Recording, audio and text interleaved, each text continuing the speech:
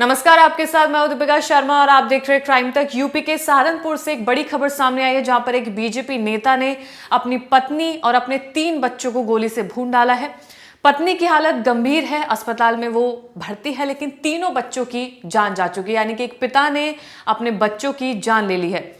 दरअसल ये पूरा मामला सहारनपुर जिले से आया है, जहां पर आसपास के लोग काफी ज्यादा घबरा चुके हैं जब उन्होंने खुद ये मंजर देखा कि एक शख्स ने अपने ही बच्चों की जान ले ली है। रिपोर्ट के मुताबिक हमले में उनके तीनों बच्चों की मौत हो गई है। मृतकों की पहचान 11 साल की बेटी श्रद्धा, दोनों बेटों के रूप में हुई है, जिनका नाम शिवांश और देवांश है। पुलिस रिपोर्ट के मुताबिक आरोपी बीजेपी कार्यकारिणी सदस्य का पद रखता है।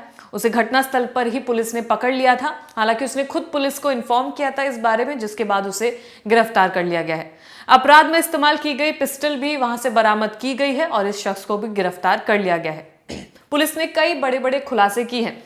जो सबसे बड़ा खुलासा है, जो चौंकाने वाला खुलासा है और जिस वजह से कत्ल हुआ है, वो वजह यह है कि योगेश को अपनी पत्नी पर शक था। यानी कि उसके चरित्र पर शक था, जिस वजह से, जिस कारण उसने अपनी पत्नी को जान से मार डाला है।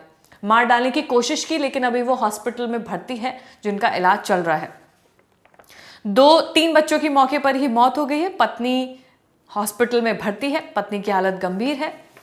इसके अलावा एजेंसी की रिपोर्ट के मुताबिक अगर बात करें तो योगेश रोहिला पिछले कुछ दिनों से मानसिक तनाव में था, ऐसा रिपोर्ट में लिखा गया है।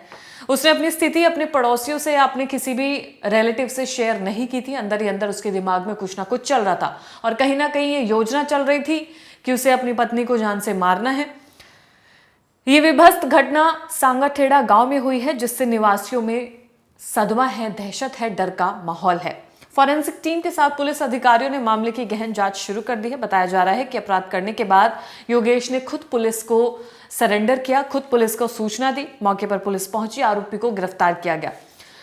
पुलिस आरोपी से और ज्यादा जानकारी जुटाने की कोशिश कर रही है, लेकिन जो चरित्र के ऊपर जो शक है योगेश का अपनी पत्नी के ऊपर, ये एक इतनी बड़ा वजह बनी, इतनी बड़ी वजह बनी, जिसके बाद उसने अपनी पत्नी का कत्ल करने की ठान ली थी। लेकिन भगवान ने उसकी जान बचाई।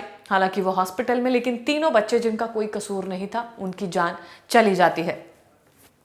रिपोर्ट के मुताबिक योगेश एक एक कर बच्चों को पिस्टल से गोली मारता गया। वो अपने घर पहुंचता है, दरवाजा अंदर से बंद करता है और उसके बाद अंधाधुंध फायरिंग की आवाज घर के बाहर से आती है। जब पड़ोसी बाहर इकट्ठा हो जाते हैं तो वो अंदर एक एक करके अपनी पिस्टल से गोलियां मारता है, अपने बच्चों में गोलियां मारता है, जिसके बाद उन्हें उठाकर वहां से वो छत से सड़क पर फेंक देता है। सोचिए, इतना गुस्सा, इतना सुनने में बहुत खराब लगेगा, जहां पर इंसानियत नाम की चीज बच नहीं जाती। एक खुद का पिता ही अपने बच्चों को मार रहा है, सड़क से नीचे फेंक रहा है, तो बहुत विभत्स है।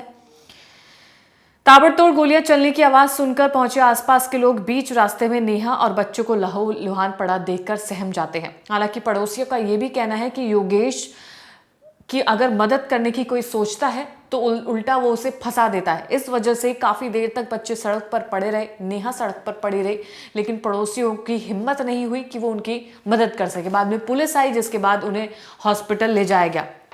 अब इसमें एक बड़ा एंगल भी सामने आता है, वो एंगल है अंधविश्वास का, तांत्रिक का। दरअसल नेहा के रिश्तेदारों का कहना है कि योगेश पिछले 3-4 साल से तांत्रिकों के संपर्क में था। आखिर ऐसी क्या वजह थी कि वो तांत्रिक के संपर्क में आया? और जहां अंधविश्वास पैदा होता है वहां पर विश्वास नहीं रह जाता है, और जहां विश्वास ना हो फिर वो अपने पत्नी के या पति के चरित्र पर शक ही करता है।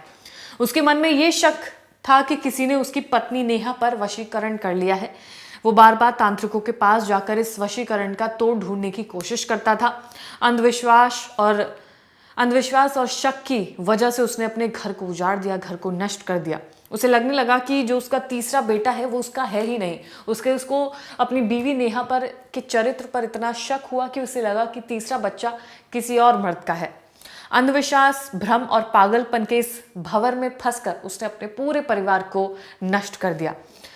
आरोपी योगेश ने कहा कि तीनों बच्चे अपने मम्मी की तरफदारी करते थे। अब ये वजह उसने ये बताई है कि उसने अपने बच्चों को क्यों मारा है। पत्नी को जान से मारने की जो कोशिश की गई थी, उसकी वजह ये थी कि उसको उसके चरित्र पर शक था। बच्चों को मारने की वजह ये रही कि वो बच्चे अपनी मम्मी की तरफदारी करते थे। जब भी झगड़ा होता था तो बच्चे कहते थे कि पापा आप गलत है और मम्मी सही है। इसी वजह से उन्हें गोली मार दी गई। पुलिस ने आरोपी को पकड़ा। उसके चेहरे पर कोई भी शिकन नहीं थी, यानी कि योगेश रोहिला के चेहरे पर कोई शिकन नहीं है।